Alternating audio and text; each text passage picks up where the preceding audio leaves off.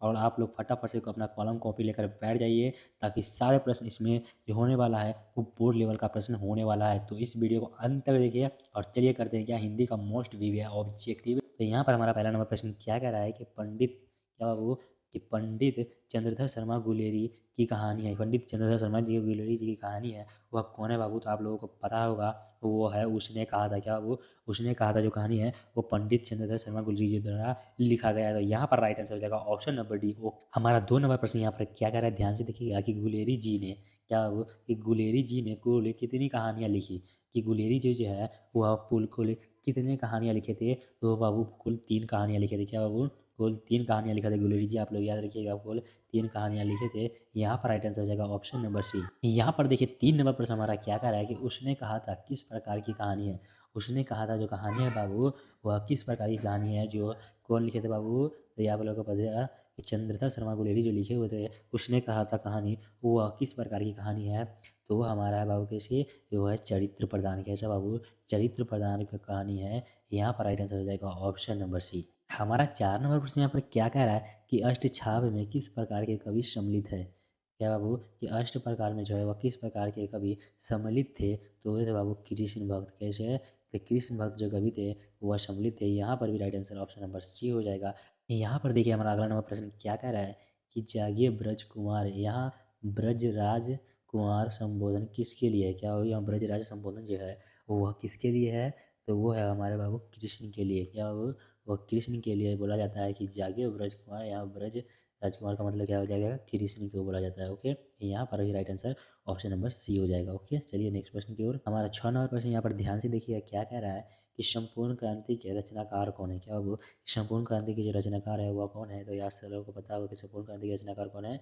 जयप्रकाश नारायण। क्या बाबू? Option number C Jayaprakash Narayan जो है वो संपूर्ण क्रांति के रचनाकार है, आप लोग याद रखिएगा। ओके, यहाँ पर 7 नंबर प्रश्न क्या कह रहा है कि गरीब की रोजगारी बढ़ती जाती है, कहा गया है। क्या वो कि गरीब की रोजगारी जो है बेरोजगारी वह बढ़ती जा रही है, ये किस कहानी में कहा गया है? आप लोग फटाफट से बताइएगा। तो वो कहा गया बाबू हमका संपूर्ण क्रांति में कहा गया है। किसमें? संपूर्ण क्रांति जो किसने लिखा था? जयप्रकाश नारायण जी जो इसमें लिखे थे संपूर्ण क्रांति, उसमें कहा गया है कि गरीब की बेरोजगारी बढ़ती जाती है। ओके, यहाँ पर राइट आंसर हो जाएगा ऑप्शन नंबर बी संपूर्ण क्रांति। हमारा 8 नंबर प्रश्न देखिएगा यहाँ पर क्या कह रहा है कि फणीश्वर नाथ की रचना है। फणीश्वर नाथ की जो रचना है वह कौन है बाबू? तो फणीश्वर नाथ की रचना है हमारा बाबू मौला आंचल। क्या बाबू? मौला आंचल जो है वो फणीश्वर नाथ की जो रचना है। यहाँ पर राइट आंसर हो जाएगा ऑप्शन नंबर ए मौला आंचल। हमारा 9 नंबर प्रश्न ध्यान से देखिएगा और आप लोग सारे प्रश्न को अपने कॉपी में नोट करते चलिएगा। इसके कुछ सारे प्रश्न बाबू है गेसिंग प्रश्न है, बुक का निचोड़ प्रश्न। क्या बाबू? ये जो बुक का निचोड़ प्रश्न है, आप लोग सारे प्रश्न को ध्यान से करते चलिएगा। और जो प्रश्न आप लोग को नहीं आता है वो अपने बुक में जो है वो नोट करते चलिएगा। ओके बाबू, तो यहाँ पर प्रश्न क्या कर रहा है कि क्या है कि 12वें रामायण किसकी रचना है। क्या बाबू? कि 12वें रामायण जो है वह किसकी रचना है? तो वो है बाबू हमारे तुलसीदास की। किसकी? तुलसीदास की। आप लोगों को पता होगा ये किसकी है? तुलसीदास की। यहाँ पर राइट आंसर हो जाएगा ऑप्शन नंबर सी। ओके बाबू, हमारा 10 नंबर प्रश्न यहाँ पर क्या कह रहा है, ध्यान से देखिए कि तुलसीदास किस काल के कवि थे। क्या तुलसीदास जो थे वह किस काल के कवि थे? आप लोग फटाफट से बताइएगा कि तुलसीदास किस काल के कवि थे। तो वो थे भक्ति काल के। किस काल के बाबू? भक्ति काल के। यहाँ पर भी right answer option number C हो जाएगा भक्ति काल। यहाँ पर देखिए हमारा प्रश्न 11 नंबर क्या कह रहा है कि कौन से रचनाकार बिहार से संबंधित है। कौन से रचनाकार जो है बाबू वह बिहार से संबंधित है? आप लोग फटाफट से बताइएगा कि बिहार से संबंधित है वो है रामधारी सिंह दिनकर। कौन बाबू? हमारे रामधारी सिंह दिनकर जी है वह बिहारी है। ओके बाबू, तो यहाँ पर राइट आंसर हो जाएगा option number B Ramdhari Singh Dinkar. हमारा 12 नंबर प्रश्न यहाँ पर क्या कह रहा है कि रामधारी सिंह दिनकर की काव्य रचना है। रामधारी सिंह दिनकर की जो काव्य रचना है वह क्या है बाबू? तो वो है हमारा परशुराम की प्रतिज्ञा। क्या बाबू? परशुराम की प्रतिज्ञा जो है वह रामधारी सिंह दिनकर जी द्वारा लिखा गया है। तो यहाँ पर राइट आंसर आ जाएगा ऑप्शन नंबर ई परशुराम की प्रतिज्ञा। यहाँ पर देखिए हमारा 13 नंबर प्रश्न क्या कहता है कि भक्तमाल किसकी रचना है। क्या बाबू? कि भक्तमाल जो है वह किसकी रचना है? नाभादास की, तुलसीदास की, सूरदास की या कबीरदास की। आप लोगों को पता होना चाहिए कि यह किसकी रचना है। तो वो है हमारे बाबू नाभादास की। क्या बाबू? नाभादास जो है वो भक्तमाल की रचयिता है, आप लोगों को पता होना चाहिए। तो यहाँ पर राइट आंसर हो जाएगा ऑप्शन नंबर ए। हमारा 14 नंबर प्रश्न यहाँ पर क्या कह रहा है कि रामधारी सिंह दिनकर की कौन सी रचना है। क्या वो कि रामधारी सिंह दिनकर जो है उनकी कौन सी रचना है? आप लोग बताइएगा। तो रामधारी सिंह दिनकर की जो रचना है वो है बाबू रश्मि रथी। कौन बाबू? रश्मि रथी जो यहाँ पर है वह रामधारी सिंह दिनकर का है, ये आप लोग याद रखिएगा। तो यहाँ पर राइट आंसर हो जाएगा option number B. Okay, 15 number प्रश्न यहाँ पर देखिए क्या करा कि नाभादास किस धारा के कवि थे। नाभादास जो थे वह किस धारा के कवि थे।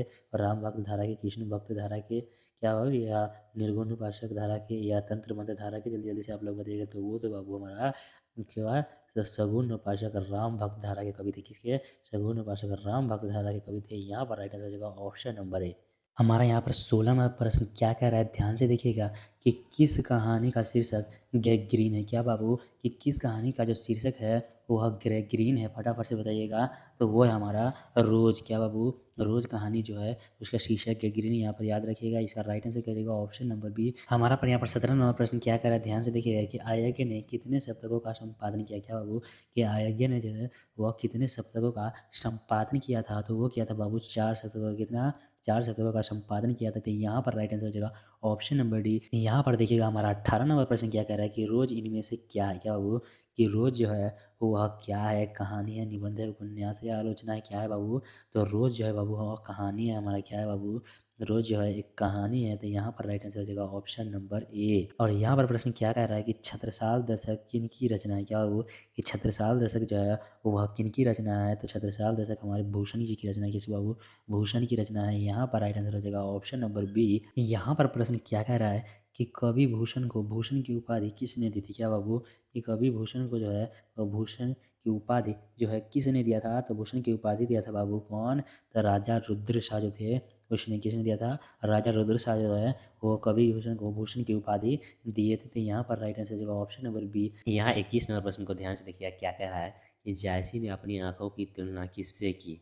ये सब लोगों को पता नहीं कि जायसी ने जो थे वो अपनी आंखों की जो तुलना थी वो वह किससे किया था। तो वो किया था बाबू हमारे दर्पण से किया था। किससे किया था, दर्पण से किया था। यहाँ पर राइट आंसर होगा ऑप्शन नंबर ए, दर्पण से। यहाँ पर देखिएगा अलग नंबर प्रश्न क्या कह रहा है कि उदय प्रकाश का जन्म कब हुआ था। क्या बाबू, उदय प्रकाश जी, उदय प्रकाश जी ने क्या लिखा था बाबू। तो उदय प्रकाश जी लिखे थे बाबू तिरिछ लिखे थे। क्या, तिरिछ पाठ को जो थे उदय प्रकाश लिखे थे। और उदय प्रकाश का जो जन्म हुआ था बाबू, तो ये आप लोगों को बता देते हैं क्या हुआ था 1952 ईस्वी में। 1952 ईस्वी में जो तिरिछ जी के जो उदय प्रकाश जी है उनका जन्म हुआ था। यहाँ पर राइट आंसर होगा ऑप्शन नंबर ए। अब देखिए अगला प्रश्न क्या है कि गद्य का विकास किस काल में हुआ। क्या बाबू, कि गद्य का जो विकास है बाबू वह किस काल में हुआ था। तो गद्य का जो विकास हुआ था बाबू वह किस काल में हुआ था, ये आप लोगों को पता होगा। तो गद्य का जो विकास हुआ था बाबू वो हमारा आधुनिक काल में हुआ था। तो बाबू आधुनिक काल में हुआ था, ये आप लोग याद रखिएगा। यहाँ पर राइट आंसर होगा ऑप्शन नंबर डी, आधुनिक काल में। यहाँ पर देखिए हमारा 24 नंबर प्रश्न क्या कह रहा है कि जे कृष्ण मूर्ति किस रूप में देखे जाते हैं। कि जे कृष्ण मूर्ति जो है बाबू वह किस रूप में जो है वह देखे जाते हैं। अच्छा बताइए कि जे कृष्ण मूर्ति जी ने क्या लिखा था। तो जे कृष्ण मूर्ति जी ने लिखा था बाबू, लिखा था वो शिक्षा पाठ लिखे थे। क्या बाबू, शिक्षा जो है वह जे कृष्ण मूर्ति जी लिखे थे। और जे कृष्ण मूर्ति जी का जन्म कब हुआ था। तो वो हुआ था बाबू 1995 ईस्वी में। कब हुआ, 19 नहीं अब 1895 ईस्वी में हुआ था। और इनकी मृत्यु हुई थी बाबू 1900 कितना में, 86 ईस्वी में इनकी मृत्यु हुई थी। ये आप लोग नोट कर दे चलिएगा। और क्या बोले, जे कृष्ण मूर्ति जी के किस रूप में देखे जाते थे। तो वो देखे जाते थे बाबू महामनीषी के रूप में। किसमें, महामनीषी के रूप में देखे जाते थे। ये भी आप लोग याद रखिएगा। तो यहाँ पर राइट आंसर होगा ऑप्शन नंबर ए। यहाँ बाबू एक प्रश्न से दो दो तीन प्रश्न कराए जाएंगे, तो आप लोग उसको भी नोट करते चलिएगा। और यहाँ पर देखिएगा 8वां प्रश्न हमारा क्या कर रहा है कि प्रेम के पीर के कवि कौन है। क्या बाबू, कि प्रेम के पीर के जो कवि है वह कौन है। तो वो है हमारे बाबू कौन, तो ये सब लोगों को पता होगा, ये मालिक मोहम्मद जायसी जी है। कौन बाबू, मालिक मोहम्मद जायसी जी जो है वो प्रेम के पीड़ा के कवि हैं। और आप लोग बताइएगा कि मालिक मोहम्मद जायसी की जो मृत्यु जो हुई थी वो वह कब हुई थी। तो बाबू मालिक मोहम्मद जायसी की जो मृत्यु थी बाबू वह हुआ था क्या बाबू 1548 ईस्वी के आसपास में हुआ था। क्या बाबू 1548 ईस्वी के आसपास में हुआ था। ओके बाबू, इसको नोट करते चलिएगा। ओके बाबू, अगले से प्रश्न की ओर चलते हैं। यहाँ पर देखिएगा हमारा 26 नंबर प्रश्न को क्या कर रहा है कि सूरदास किस भाषा के कवि हैं। क्या बाबू, कि सूरदास जी है वो वह किस भाषा के कवि हैं। तो सूरदास जी हमारा किस भाषा के हैं, तो ये ब्रज भाषा के, आप लोगों को पता होगा किस भाषा के हैं, ब्रज भाषा के। ओके बाबू, ब्रज भाषा के। और सूर सागर किसी का भी एक कविता लिखा गया है कि सूर सागर भी ये लिखे हुआ है। क्या बाबू, सूर सागर एक पार्ट है वो भी इन्हीं लिखे लिखा गया है, ये भी आप लोग नोट करते चलिएगा। एक सूर सागर पार्ट है, ये इन्हीं ने लिखा था। और ये किसके पूज्य थे बाबू, तो ये श्री कृष्ण जी के पूज्य थे कि बाबू श्री कृष्ण भगवान के जो थे यह पूज्य थे, ये भी आप लोग नोट करते चलिएगा। ओके, यहाँ पर देखिएगा हमारा 27 नंबर प्रश्न क्या कह रहा है कि सूर सागर के कवि, आप लोग को अभी बताएं कि सूर सागर के कवि कौन थे, तो वे थे हमारे बाबू सूरदास। कौन थे बाबू, सूरदास। आप लोगों को अभी तुरंत बताएं कि कौन थे, तो सूरदास थे। ये आप लोग याद करते चलिएगा। तो यहाँ पर राइट आंसर होगा ऑप्शन नंबर बी।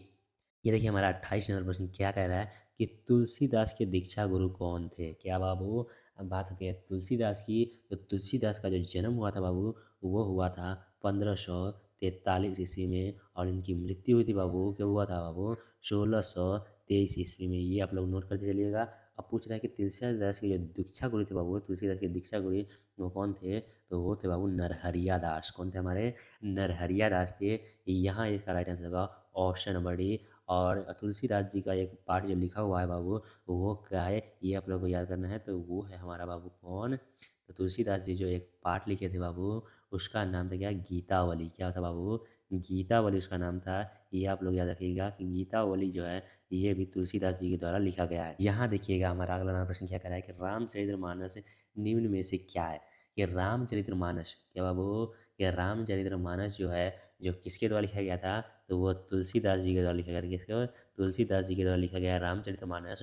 वह क्या है, तो रामचरितमानस जो है बाबू, वो हमारा महाकाव्य है। क्या है बाबू, एक महाकाव्य है, जिसको लिखे कौन है, तो वो तुलसीदास जी लिखे हुए हैं। तो यहाँ पर राइट आंसर होगा ऑप्शन नंबर बी, महाकाव्य। यहाँ पर देखिएगा अगला प्रश्न क्या कह रहा है कि कवितावली के रचनाकार हैं। क्या बाबू, कवितावली के रचनाकार अभी लोग आपको बताए हैं कि कवितावली के जो रचनाकार हैं वो हमारे तुलसीदास जी हैं। कौन है बाबू, तुलसीदास जी। यहाँ पर राइट आंसर होगा ऑप्शन नंबर बी, तुलसीदास। यहाँ पर देखिएगा हमारा अगला नंबर प्रश्न क्या कह रहा है कि भक्तमाल, क्या बाबू, कि भक्तमाल के रचयिता कौन है, कि भक्तमाल के जो रचयिता हैं वह कौन है बाबू, तो भक्तमाल के रचयिता हमारा क्या होगा, नाभादास होगा। कौन बाबू, नाभादास जी होगा। यहाँ पर राइट आंसर होगा ऑप्शन नंबर बी।